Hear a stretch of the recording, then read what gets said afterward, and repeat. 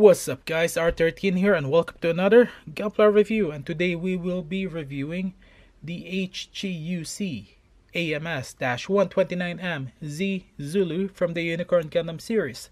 This unit is a variant of the Geara Zulu built for underwater combat. As you guys can see, this unit have special features that we will be going through later on, and there's certain weaponries that you guys will like and funny equipment like the flippers here that I actually got a good laugh when I first saw it.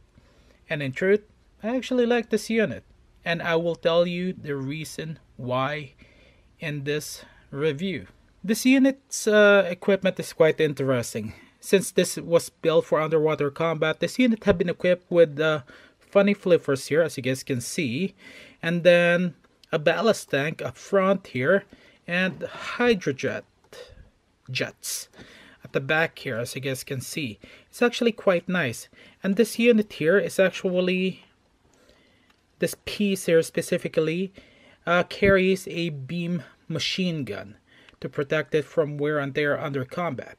And on top of that, this unit is equipped with what I call the Wolverines Claws, which I'll actually show you guys later on this video, and some heat knives here.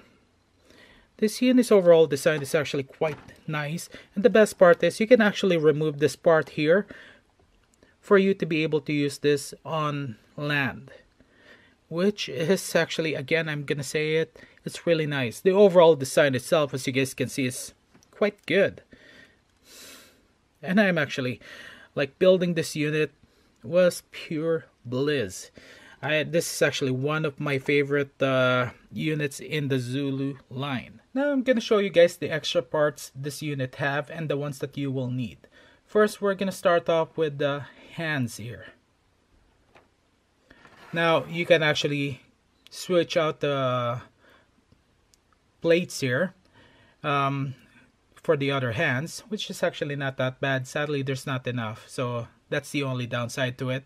As you guys can see, this two hands here, or the pair of hands, is actually designed to carry the heat knives, and I will show you guys later on. And then you have the open left palm and the right hand trigger for your beam machine gun. Now this is the only extra parts that you will need. Now for the rest of the parts here, you actually get part of the torso, upper torso, and then you got part of the shoulder piece, and then part of the forearm here, part of the headpiece, and then the arm, thrusters. I think this is for the legs, and then you got this two here for the legs also. Oh, and I forgot to add this one here for the back of the waist, and I will show you guys. Yeah, that's all the extra parts for the Geara Zulu.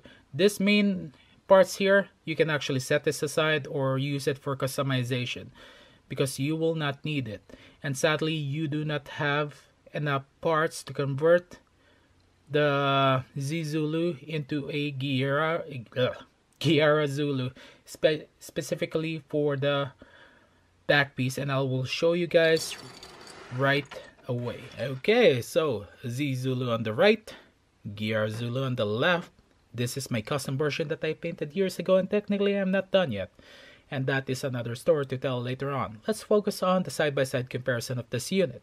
As you guys can see, it is fairly obvious already that there's a huge difference between the two, but there's also similarities, and I will let you guys be the judge of it. Now the Geara Zulu here got the commander antenna, and I do have the basics somewhere, the basic helm, and the wires is actually, instead the Zee Zulu, for the headpiece, it's connected to the torso in the technicality. This one here is connected to the head, And then the overall design of the torso is quite different also. The shoulder piece, the side, as you guys can see, is actually not bad. Now the question is, can you equip this the claws here to the Geara Zulu? Sadly, no, there's no slot for it. Okay, and now for the backpack here, there's the difference. And then for the legs, quite similar. As you guys can see, the upper part of the leg. Okay, so practically that's it for the side-by-side comparison. And let's go on to the next page here. Okay, now it's time for me to show you guys the weaponries of this unit, and we will start off with the beam machine gun, and which is actually equipped at the side of the hydro jets here, and it's kind of hard to remove. Okay, this is the storage case for the beam machine gun. As you guys can see, it actually got really nice detail. Okay, and on top of that, I will actually show you guys the real good details of this unit here. Okay, and here it is, the beam machine gun. It's actually quite nice. It's actually just 2 pieces. There's no added parts here, as you guys can see, but the design is really nice. And you can actually just equip this, because I will show you guys the other feature this unit have and its poses. Okay, and that's actually kind of hard to equip there. Okay, there you go. Now the next part is the Wolverine Claws. Now it's actually easier for you to actually remove the claws first and do the transformation, or this is called the iron nail. And look at that feature, and you can actually equip it back. There's actually a slot there. Okay. And then I've actually gone ahead and equipped the heat knives. May have actually done it a little bit wrong here. Yep. Supposed to act like a jaw. So we will fix that. But it really doesn't matter how you position it, because equipping this weapon still looks badass. And I will show you guys. Okay.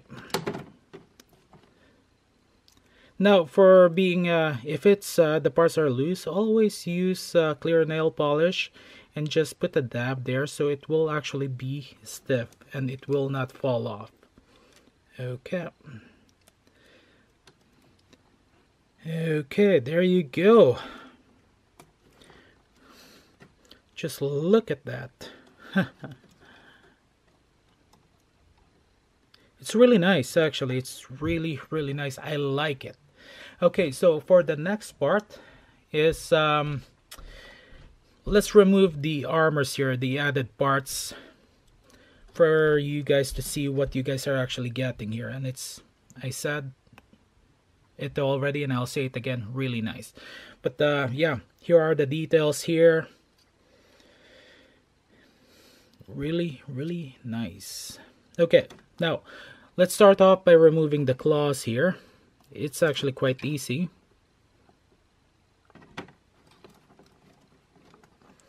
And then up next, you can actually remove the ballast tank.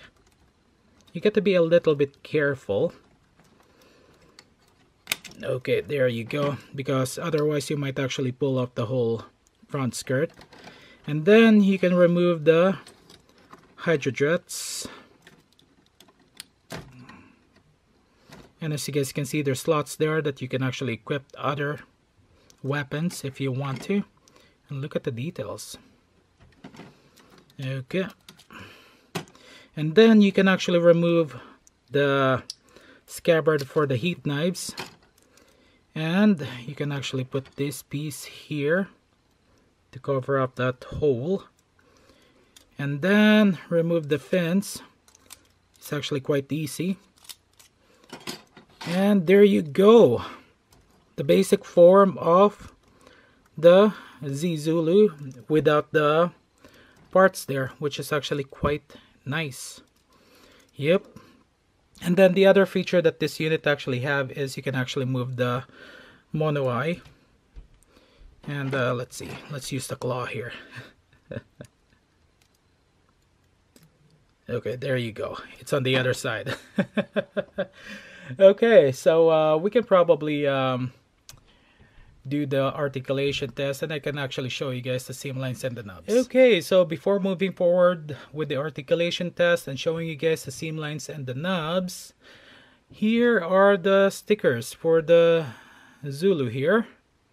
And as you guys can see, I've only used the mono eye sticker. I'm really not like I said in the past videos, reviews, I'm not a fan of stickers. And there's a lot of stickers here, but still not bad. Other than the mono eye, I will probably use this piece here, the chest area, for here later on, if I feel like it. Okay, now let's go ahead and do the articulation test and show you guys the nubs and the seam lines. Okay, we're gonna start off with the hydrojets here, and you can actually remove this easily. Barely got mobility. It can kind of turn, but I don't think it's supposed to. Okay, now up next is the Wolverine Claws, or the iron nail, and you can actually just turn it, and there's your articulation test, which is actually quite nice. And then up next is the headpiece here. You've already seen the mono eye move. It actually got limited mobility, as you guys can see. Yeah, kind of sucks. Now for the next part is the arms here. Okay, the arms got the 360. Okay, it says double joint. Nope, that's how far it can go. Now for the torso, it can turn 360 with the equipment. It will have some limitations. Okay, for the front skirt, limited mobility. Side skirt, back skirt. Okay, and let's equip the scabbard here and see if yep, it's stuck there. And for the legs here, there's a slot there for a basic action base, and this is actually a ball joint, so you do have limited articulation there. And can it bend? Somewhat. That's how far it can go. It can't actually do a split. That's how far it can go. And yeah, okay, and there's the slot there. Okay, so I've actually been testing it around earlier for the articulation, so I didn't actually put it properly. Or, yeah. Okay, and then you get your feet here. Yeah, that's how far it can go. And now for the seam lines, as you guys can see, there's a seam line here at the leg. You can fix with the Tamiya cement. Seam line and nub here. And then you get seam lines at the shoulder guard here. Seam lines. Okay. Nubs. But it's actually well hidden. Now, if you actually accidentally shaved up, or you can actually just do the sanding part to hide it. And that's the best advice I can give you. For the details, it's actually not bad. It gives you the opportunity to actually put your own unique color scheme if you want to. I haven't actually, this just straight build out of the box, as you guys can see. I didn't even do a panel line, and it's already showing the details. But I'll talk about that and my final thoughts, which will be going up next. Okay, so we covered a lot about this unit here, which is actually, I'm quite happy. This unit is actually one of my favorite. Funny thing is someone actually tried to hide it at my local shop, Hobby Wholesale, at the back of the custom campaign parts, and I just decided to snag it because this is one of the units that I've been looking forward to getting for quite a long time, and I finally got it. And this is one of the kits that I want to hunt at my local shop. I can purchase it online, but it's always about the hunt that actually makes it feel good. So here are my final thoughts. This unit actually has some downsides, some flaws, but the overall design makes up for it. The price tag is actually not that bad. I think if I remember correctly, 2200 yen for the... It's actually a really good price for this unit here. Gimmicks there, the Wolverines Claws, aka the iron nails, the heat knives, and you guys can check out the Zee Zulu in action in the Unicorn Gundam series.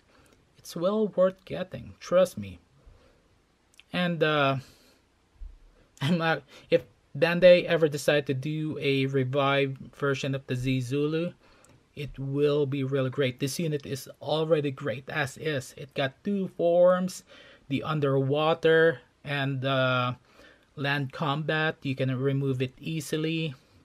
Yeah, highly advisable. You guys get it. Well worth it. Yeah, okay, that's actually my review for the unit. If you find it, get it. Really worth it. And I'll keep on saying that over and over again. Okay, so thank you guys for watching this video. It's been really great. I am about to reach 200 subs, and I am very thankful to all my subscribers. Doing this video for fun, I learned a lot, and Gundam became a passion for me, even to the point of me returning to Montreal for the Gunpla Builders World Cup. Yes, it actually made me travel, and I will be traveling again for the GBWC Montreal 2018, and I'm actually doing my blogging on my blogging channel, which I'm leaving it in the description below, so you guys can check it out. I've actually even posted some of my videos from my last year's trip, and more to come from my last year's trip also. Okay, this is R13. Have a good day, good night, afternoon, wherever you are. Thank you guys for watching. Don't forget to click the subscribe button. And remember, once I reach the 200 subs, I will be conducting a giveaway as a thank you to my subscribers. I'll see you guys later.